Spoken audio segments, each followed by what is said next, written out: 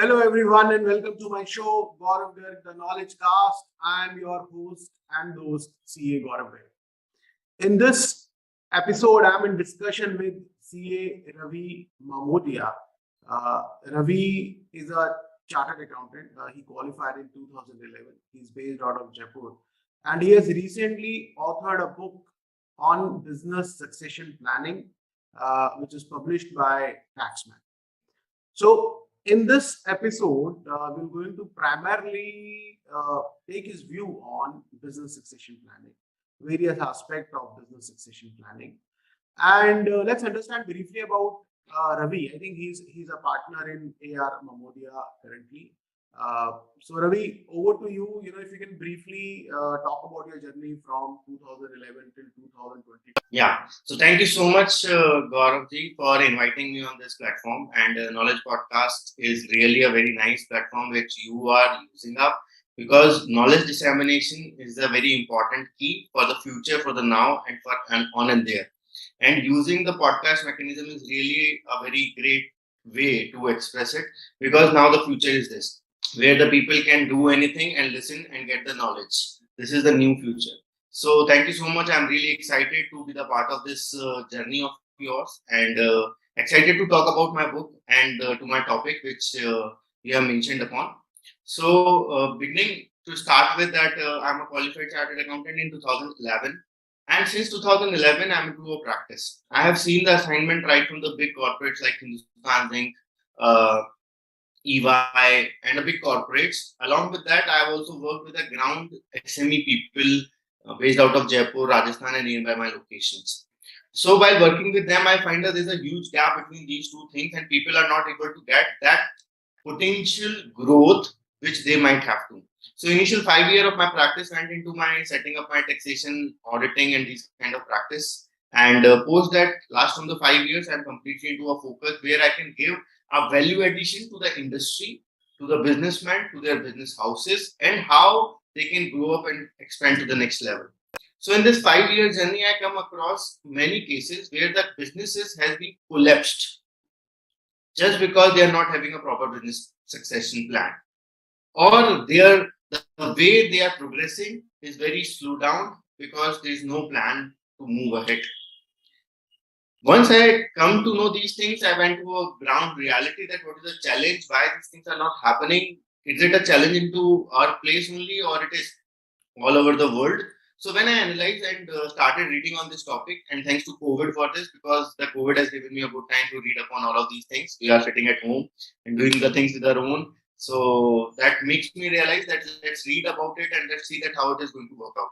And unfortunately, I lost my father in 2016, and I saw that setback of my family and saw that how these things has been faced because at least 3 years has been passed after he was no more with us to understand that how to pick up where the estates are, what are the properties situated are, how I can make my family to come again and reestablish the thing because it is an accidental death, the huge setback to a family coming out of that and holding again and moving, and all of these things are already bobbling into my mind.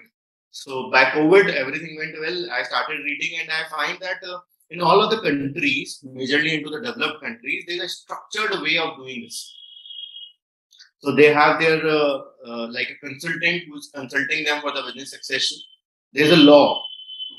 Uh, India is a country where there is no inheritance tax. So being there is no inheritance tax, the professionals are not involving too much into these kind of transactions. So it brings a lot more litigations. So at the one end, we are not having the law in the place or a people who can help us. On the another end, the courts are filled up completely with the litigation of the family issues. And that make me understand that there's a huge gap between the Indian economy and the other economy, which is the developed economy. And to match it up, I think there's a gap. This gap need to be mitigated and bridged by the proper business succession plan. True. So, yeah. I fairly agree, Ravi, that there is a wide gap as far as business succession planning is considered. Uh, I was just wondering before we started this session why Ravi choose, to come to an area of business succession planning. And I think by your discussion, I got an answer that there is a wide gap, and where there is a wide gap, there is certainly a big opportunity for consultants. Right. Great. A warm welcome to my show. And I'm so sorry to know that your father passed away in 2016. I know it's quite tough and you were quite young to take a handover on that matter. So, but I'm sure you must be doing good, and he's blessing you from the heaven. So let's proceed with his blessings. Ravi, if you can briefly, let us know uh, what exactly is business succession planning and why it is critical. So very nice, very interesting question right from the beginning. It is very important to understand that majorly everywhere we see it. But I started my book by the first chapter where I mentioned it, that everybody wanted to talk about the life and nobody wanted to talk about the death. And death is something which is inevitable, which we cannot avoid. So on the same ground, you cannot avoid the happening of this succession into a place. So what is succession? Succession is where from the one generation to the next generation, the business transforms or transfers from first generation to second, second to third, and third to fourth. And surprisingly, while working on all these things, I come to know that there are very less percentages where the business has been transferred from the first generation to the third generation. And that creates a gap between the complete society, that creates a gap between the progress of the India, the macro level progress of the India, because the big business houses, for example, we are having so much example of a big business houses, Tata Group, Family Group, Reliance, Bajaj, Sanghvis. There's a lot more examples. I know these are the big fascinating work families, but still everybody is having the same kind of structure, same kind of family, and same kind of family issues. So this is a criticality of this topic, that we think that this has been made for the big business houses. The answer of mine is no. This is meant for everybody. We have to understand that business succession is nothing that is the transfer of business from one generation to another generation, and a proper handover of this makes the business to grow to the another level in a very quick span of time. So there are two kinds of succession which we usually talk about. First is a business succession. Second is a succession planning. Business succession, where the complete business, family oriented business, where the business transfer from a one family member to another next generational family member. In another category where we call about the business succession, in this we find the successor out of our family. There is nobody from the family who comes into the picture, but out of the family we try to find somebody and take that person and give that position and place to him so that he can run the show and move ahead with the business. So that is for me, there is two kind of the business succession. First is a family succession, second is a normal business succession, and these are the two ways to chase it up and look forward for that. Okay. So basically, just to summarize, what we discussed, that why succession planning is important, because death is something which is inevitable, and it is for sure will going to come. Everyone who is on earth has got a limited lifespan. Right. Because of this, whatever the time one is investing in building up of the business or empire or industry, I think that needs to be properly transferred to the family member or someone from outside the family member, so that the business which one has created should continue to run even if the one who created is not there. Right. So there are broadly, if the family takes over the business, then we can call it as a family succession planning. But wherein the family is not taking over, and we are just focused on the continuity of business, then we can call it as a business succession plan. Right. So what I understand that now business succession planning includes family succession planning in one way. Correct. Because there would be two mode of business succession planning, either through a family succession planning or outside. In general, outside person. Right. Okay. So let me go back to my questions. So if I talk about business, so when one should do it? Should one do it? When the age comes to to when the age comes to, let's say, 50 or 60, or is it appropriate to do, when you have just started your business? What would be the right time? Because all the listeners that who will be listening to this, they might belong to different age category. So, what would be the right time to, start business succession planning? Right. So to address this question, before addressing this, I'll take you to a bit mythological side. I have lot many times we have heard about the Garud Puran. So Garud Puran is basically when usually we read where the Garud has explained his angles about the life and the way the broader picture looks like. So there are two views which comes into this mythology. One is Sarpa view and second is Garud view. Sarpa view is a basic reptile view, which when we are into this system, we are not we are into the execution, rather I'll say. That type of view has been mentioned as like a Sarpa view, which is a reptile view which cannot see too much, just a nearby things which is there. And second is Garud view, which is like that viewing the things from the bigger perspective, upper perspective, where you can see the bigger picture coming up into the system. So I think as a business owner, lot many times, even like professionals or like us, lot many times we are so much involved into our work that we stop doing or watching a thing from a Garud view. We become a reptile, we become a Sarp view, person who is more so involved into the execution of everything and skip that is a one Garud view also, which needs to be taken into the consideration for the bigger and longer picture. So for me, the business succession plan is like taking a Garud view. Every day-to-day activities, but where we are involved into, that's a separate part. But along with that, we have to understand that we must take a Garud view and see the bigger picture that the way business is heading. So, coming to your exact question that you're asking, that what is the right time? So I'll say first, at the first end, every listener who is listening us must understand that we have to leave this Sarp view angle and take a Garud view angle. This angle will automatically gives you a prospect that what do you think that will be your retirement age looks like. Say for me it can be 60, for you it can be 65, for somebody it can be 50. So as per the experts who have been working into this industry from the last many years and along to my learning and working onto this area, I feel at least 10 years before you plan your retirement, you must start planning for your business succession.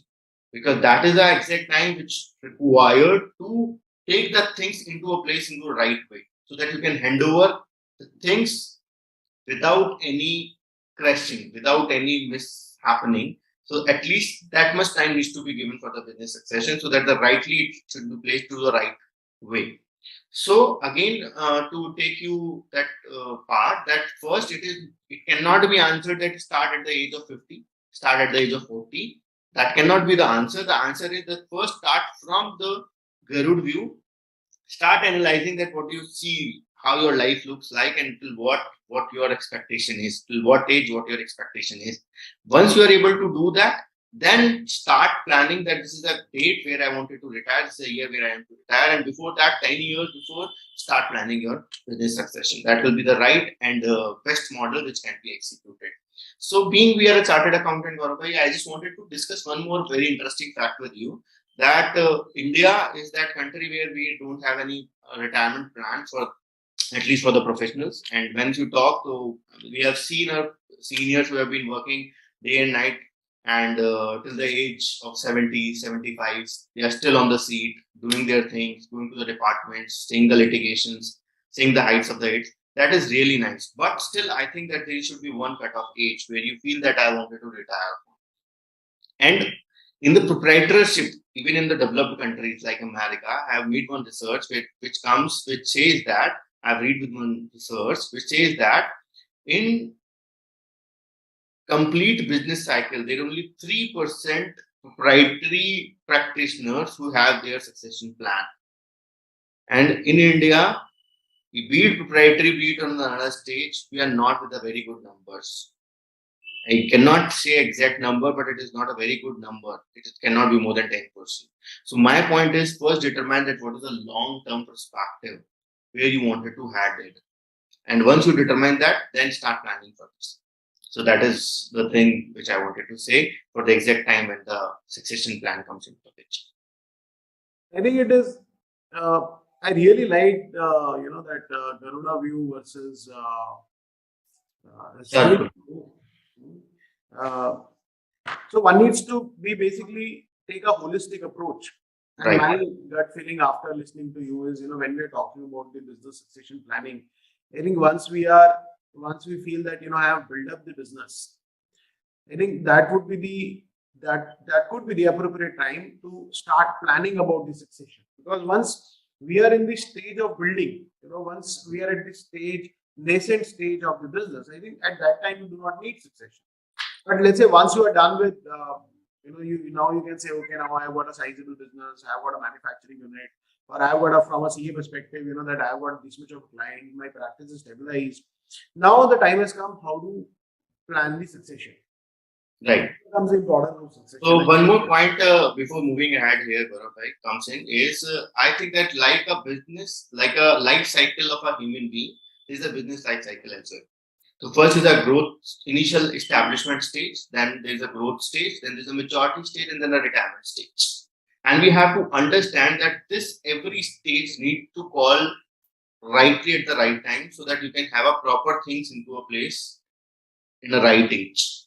That is also a very important thing. So once you'll have this Garud view, you must also understand the life cycle span and how the life cycle works. So how your business life cycle is working, that is also important. And once you're able to understand, we'll match it out, the exact time location comes in, which you say correctly that at a particular maturity level, once you're at the mature level, you have that understanding that yes, the business is the maturity level, we can started planning for the succession. And that is the right time for it. Correct. And I think it is very surprising to hear that, the research that you made that only 3% professionals in US. Proprietary USs, proprietary companies, where they run their show. Yeah, right. Out of the total proprietary firms which went for a survey or which went into research, only 3% of them were having a proper succession planning. Right. It's very surprising, I think. And in India, if I talk about CA firms or doctors or professionals or small SME owners, which means that probably they may not be having a proper succession plan too. Right. So that is the biggest challenge, because as a professional, we feel that there is no end to life. There is nothing to be stopped somewhere. There is no full stop for anything. We just keep on working, a date to a date, another date to another date, assignment to assignment, shifts, and things has happened into that way year by year.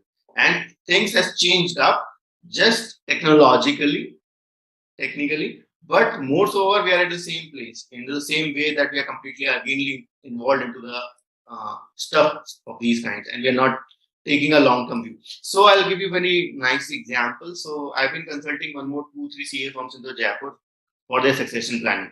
So what happened when I started sitting with them? Father is there, son is there. Son has taken up the complete charge and started working. So my age and son is of my age, and obviously his father. So when we sit, the father is again not having that confidence to lose out that thing, and just don't wanted to leave that place because he has developed that thing and he is having a fear that whether that my son is able to take it up into that way or not. And that has become a very big challenge, even for the family succession. See, if there is somebody who's taking up your practice outside from your family, might there will be a hitch, but your son is taking up, but still you are not having that confidence. And this is on and there. It is at every platform. It is not about the practice. The same thing that you or me and lot of professionals has experienced with our clients also. That the son has come into the picture, wanted to do some technological advancement, but father is not interested. He's saying our USB part chal jayegi and all of that stuff, that whatever they can give. And Rajasthan being famous for the Lala companies, so we are having these kind of typical problems. Their son used to come to us and say, please explain my father that this is a need. We cannot run the show on the tally till this. We have grown up to this much. We must shift to the ERP. We must shift to some another SAP or something. But that is a big challenge. So that is one area where a consultant comes into a picture, where you are making a bridge to the father and son. and making them to come at the one place and sit and discuss and plan that how it can be done. So maturity of the father and energy of the son needs to be mixed up. And the same thing required the practice level also. Correct. So now let's say, let's discuss more about business succession planning. The discussion is moving into a very right direction. And if I talk about business or a practice, we have built up. I think our emotions are attached. Right. And also family, you will find emotions in the family too. So there are two emotions. One, the emotion which went into building up the business, and another side of emotion which went into building up a family. So both needs to come together and form a succession plan. Correct. So let's Ravi, let's understand. If you can highlight what are the key stages in business succession planning. So let's say. Because this session must be, I'm expecting the chartered accountants would be watching this session, or they must be listening to it, or the business entrepreneurs also must be listening to this session. So what would be your suggestion, or what are the key stages in business succession planning, from where it starts, from where and where it ends? Right. So my journey of writing this books makes me understand these stages into a very different way. So first I started understanding that what are the strategies needs to be implemented, so that we come to know that what are the approaches and what are the stages we can come up. So after concluding, discussing, reading, and lot many practical experiences, I come to know that we can divide it into 5 stages, which I have clearly mentioned in the book also. The first stage is a vision stage. I'll take you to in a detail to every stages, but first is your vision, that what your business vision is. Second is your family constitution, how it looks like and what's your objective for that. Third is alignment between these two things, between your business and family. Fourth stage is finding of a successor and grooming him. And last stage is estate planning and handover of the business states. So these are the 5 steps which comes into a picture when we start planning for this. The first stage is vision of the business. So there should be a very clear vision. The owner who have founded it has to document it, that what is my vision of creating this company, this foundation, this business and this practice. And once this has been into a place, when you're clear that why you wanted to do this. So I'll give you an example that there are certain practitioners who are saying that I'm not going to do auditing, we'll just do a consulting, or we'll not do a consulting only, we'll do a litigation cases only. So first we have to make an establish that why we have started this business, what is our vision, and we wanted to take forward to it. Second stage, where we talk about the business, where the business owner and the practitioner has to think that what is my plan for the business, what is my plan for the family too. So what is family structures look like, who all are the family members, who all are the beneficiaries, what are my family values, how I can pitch off my family values into a right way. So for example, my family values can be helping a local guy. My family values can be ritually I wanted to donate some money to a particular temple, religion, or my any other chores, or I wanted to invest the amount for the children for their education. These are my family values, which over the period of time my family has evolved. So these need to be documented and understand. Once you have your business into a place, that what is your business vision, what your family values and things are into place, and how your family structures look like. The third stage comes in where you have to make an alignment between these two things. That what is your business vision, what is your family vision, how it looks like, and how it can be aligned so that one bigger picture can come in, that this is what I want. So as in person who wanted a proper successor into, say for example, I want a proper successor into my life. So what is my basic requirement from the successor is maintain my business vision, values, and make my family values to be the part of it, so that it will give you a long-term benefit. So for example, if you talk about the Tata Group has always been famous for helping the people and best employer for the employees. So by any way around, right from the J.R. Tata to the Ratan Tataji's journey, this is the basic principle.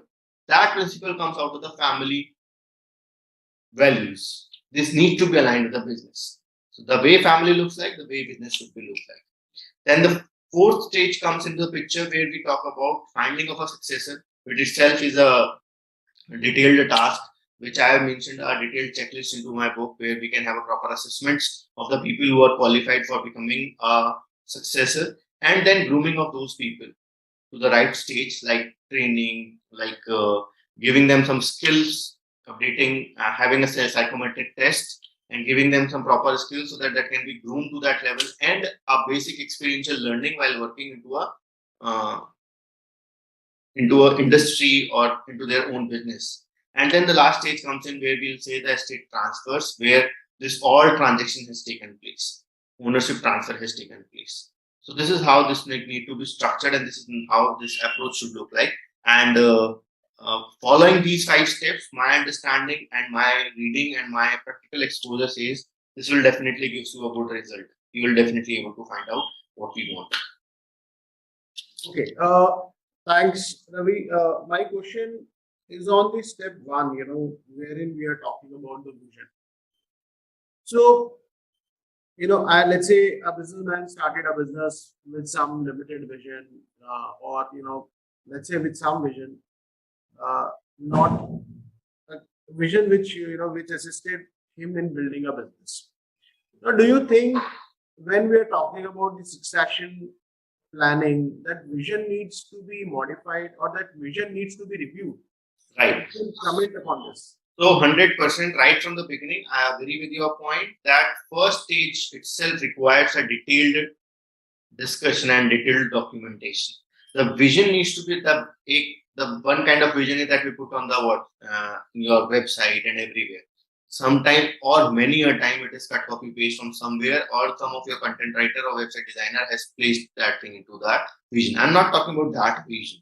I'm talking about the actual documented vision, which requires a detailed understanding and a brainstorming session with that owner and founder.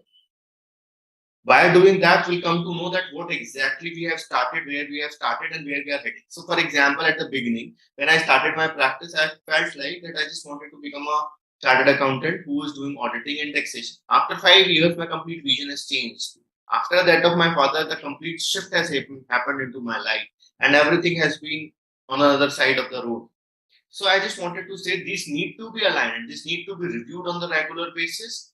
And through the stage we are and where we wanted to head it now, this need to be aligned. And on the regular basis, this need to be updated and upgraded. And I use the word updated and upgraded so that a right kind of vision can come in, which should be big enough, which should be achievable enough, which should consist of some values and which can give you a energy and fuel within to work up. Okay.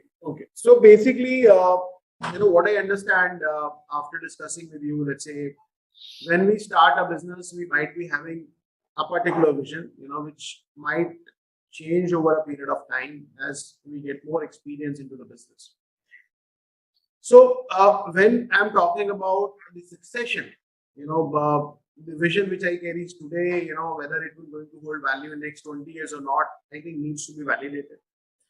Now, the second step comes the family. So understanding the family values and understanding the people in the family. Because now when we are talking about the family, I think probably we are talking about the family succession planning. Right. Because someone from the family needs to be picked up. Right. That's why we are talking about the family values. Otherwise we have simply moved on to the 1, 2, 3, 4th point, which talks about identifying the successor. Right. So when we are discussing about the family, when the business needs to be transferred within the family, I feel again after listening to you that one thing is my ethical value or my business values when I'm doing as a business, when I'm working as a businessman, entrepreneur. But when I'm coming to my family, what are my family values? What are my family ethics? And whether there is a match in the business or family or not. So there could be a case that, when you are in your business, you are a very harsh person. But when you go back to your family, you are a very soft person. And so there are a lot of soft people in the family. And why we took an example of father and son. Let's say a father feels, yeah, my son is too soft to handle let's say a construction work. Because in construction, you will find generally one needs to be slightly rude, slightly strict. But in family, if a person if the family is too soft to a society or to people, then handling a construction work may be a tough task, or a construction business may be a tough task. Okay, so we need a alignment in the business ethics or the business vision vis-a-vis the family ethics or a family values.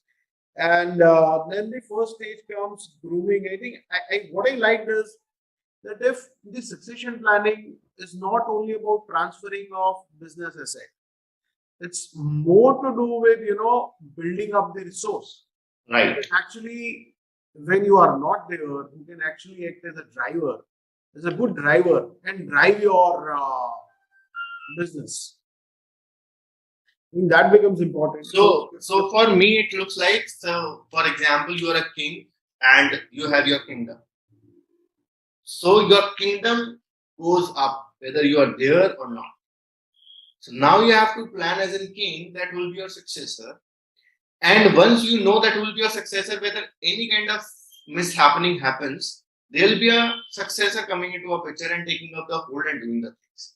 So for your construction example, I think that fourth stage gives me that answer, where I am grooming first identification of that right kind of a person. For example, I have a two son or two daughter. Who's the right kind of person? That depends upon the right kind of choice. For example, I have two daughters. One of my daughters says ki I don't want it to be into the practice, or I don't want to do any this kind of job. I just love doing crafting or doing some other kind of stuff, and this doesn't suits me up. I don't want to continue it. My another daughter is there. She is excited about the practice and wanted to choose the commerce and do something. So first choice that I have to see this, that what are the choices available. If even my another daughter who is interested into the CA practice, if she is not competent enough, then it is my job for that, which I am asking for the 10 years to plan it, to groom her up to that level and make her understand that how to take it forward. So that's why I asked you that at least 10 years need to be taken care for grooming that person on a day-to-day activity and then handing over the things to him and then run the show. So I have also noticed, Gaurav, that there is a certain countries, America especially, where the practitioners has to have a compulsory succession document. So, for example, like a partnership deed we are having, we are registered with ICI and all of these stuffs. So there is a one compulsory requirement that there should be, after this year, the peer committee will take up the charge where they assist and analyze that whether this practice after this stage is having a succession document or not. And that has been a compulsory requirement. Because what happens, see, anything can happen anywhere. And COVID has given that shock to us. Not many of our professional brothers has passed away suddenly. And the family completely don't know how to take care of these files, what to do with these things, and how to take care. Nearby my location also, there is one case which I have heard, and people and their family member don't know, and even our council members are not knowing that how to give a proper handover to whom, and how we can plan something so that we can give that family a good support, and how it is to be structured. If there is a succession planning into a place, at least there is one document where which can be referred by any person after he or she is no more. So at least the mission which I have planned for the things, the way it should be gone, and that needs to be come into the picture. And in that, along with this, there is one retirement strategy coming into a picture. Retirement strategy means a proper exit plan. It is not about the entry only. Because son is very much aggressive to enter upon. But if father is not having a proper retirement plan, that he don't want to exit upon. So these two things should be a simultaneous jobs. So one entry and one exit. That makes the things happen into a right time. And once I am talking about the retirement strategy, I'm more talking about that, say after my demise, I just want that my wife should get at least this much of amount every month. So after this, I want that monthly this much of amount needs to be invested or donated to this place. After my demise, so I'll give you a very interesting example. Over this journey after my father, my sister's father-in-law, Dade Sasur, has expired. And on their expiry, when we went there, we have find that the doctor has, before taking up that body, the doctor has come and asked us to call the advocate. We are surprised that might that he has created some will or something. So the advocate has also come and the doctor was there. Then before leaving that body, they asked to the family member, go to that room and there is one briefcase where it has been something, bring that to us and open in front of everybody. Once they have opened it, there is one envelope in which it was mentioned that how my Kriya Sanskar needs to be done. After 3 days, nobody is going to cry. Till 3 days, this much expense needs to be done. This is the amount already into the envelope. Say 1.5 lakh, 2 lakh rupees is mentioned into, and he has put that amount into that envelope. That needs to be expensed out from this, even though the boys and the female, the members of the family are good earning members, but still he made that arrangement, and he wants that everything needs to be done by his own. And he mentioned that he was, after his retirement, he became a Ayurvedic doctor and assisted many people free of cost and these kind of things. So there is a lot of medicines which are into his store, and he says that how to distribute that medicines, what to do with that. So these kind of things which we can plan at the time where we are into, that is the best way to plan your exit strategy too, and that needs to be taken care. Yeah, Ravi, but I still feel, this may be the one part of the exit strategy or a handover strategy. I think if I go back to the fourth stage wherein we were talking about the grooming, so once we are done with the grooming of the probable successor, I think then comes the exit strategy. Right. And in exit strategy, how I want my asset to be distributed is something I feel is ironical to the succession, because succession would mean handing over an assets or a business to the successor and then moving out. So I might take my share. Okay, now I want to go back to Miami Beach and enjoy somewhere else. Want to enjoy my holidays in Goa. So I need to take my assets, few of my assets, and then keep on investing. But from a business perspective, do you feel once we are done with the grooming, and once the succession has formally taken place, do the guy who passed on to baton to the successor still need to supervise, or still need to So this has been addressed by us with this third chapter, a third part, which is our alignment part, where we are saying our council creation, our family council creation, which is there always to assist this person who have been given as in successor responsibility, who's always been there taken care at a mature stage, at a family stage, that the things need to be done into the right way. The person who has passed on his assets has become a member of that council and always there to assist him. It is not that like it has been gone means gone. Cannot happen, because business is something which has a different kind of dynamicity every time. And the right kind of assistance with a person who have been doing this business from the last 50 years has always been a good point, and that needs to be taken care of. And that needs to be taken care by creating a proper council, established council, in which the family members, outside professional can also become a part of it, which gives and grooms that person into the right way to take a right kind of decision for few years of his life. And post that, this council has become a professional body which always helps them to grow into the right way.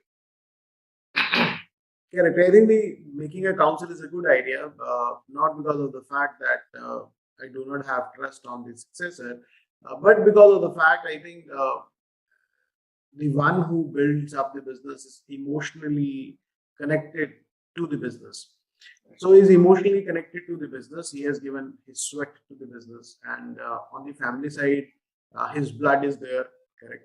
So, and one may feel here, I have given my business to my son or to my family members, but they are not doing well, or decision which they are taking are not appropriate. Or there could be, let's say, some worry, some fear. I think at that time, a council, wherein people can come together and speak openly, and there is a third guy, let's say, who acts as a mediator, or as a not mediator, as a supporter. I think that would be a good point, so that even after the succession has been done, the one who actually started the business is in no pain. Right. Any tax angle, Ravi, before we wind up our session, any tax angle would you like to suggest, or any other important point in your mind? So taxation angle gives me one more thing which need to be considered. For example, we know that a person dies with will, without will. What are the consequences? The basic understanding we already have.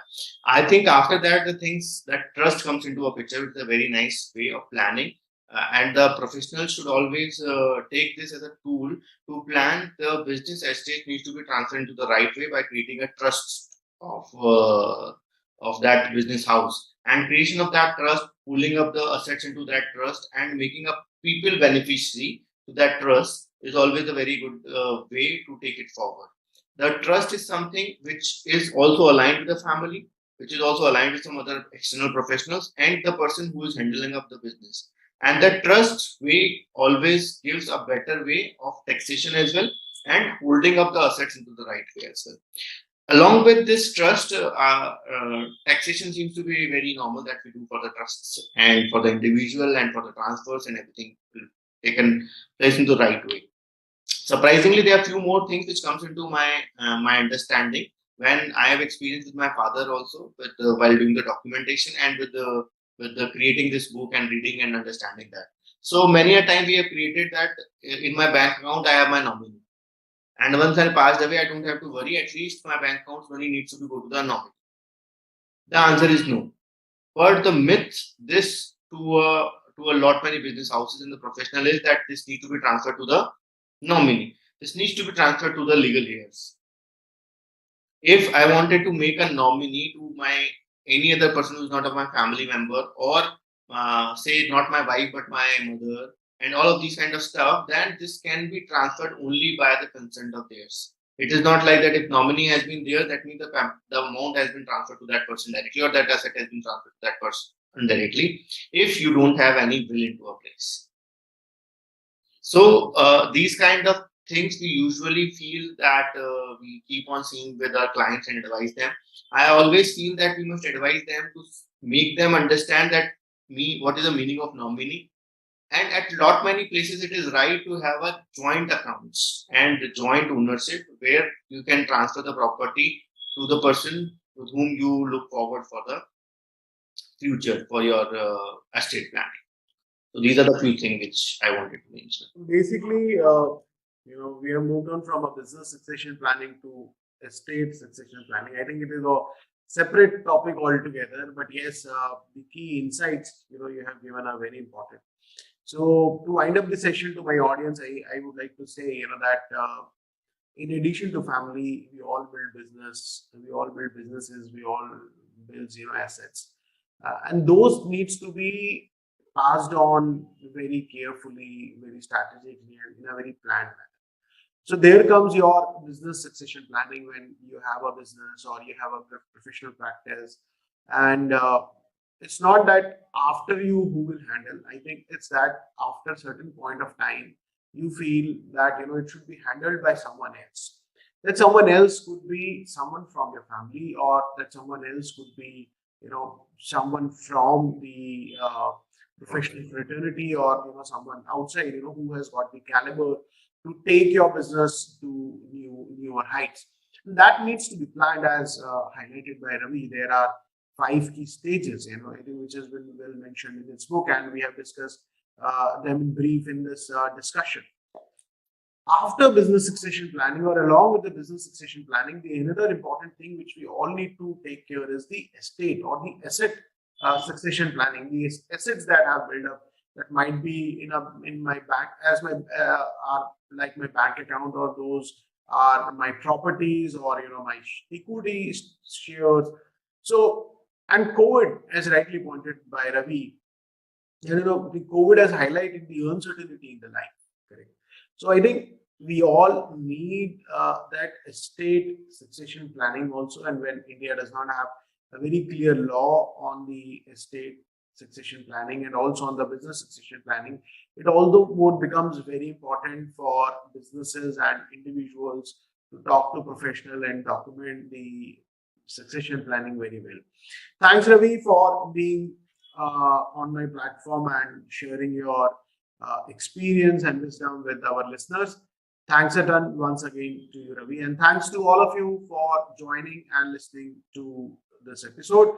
Do share this episode with your friends because sharing is caring. Thank you. Thanks a lot.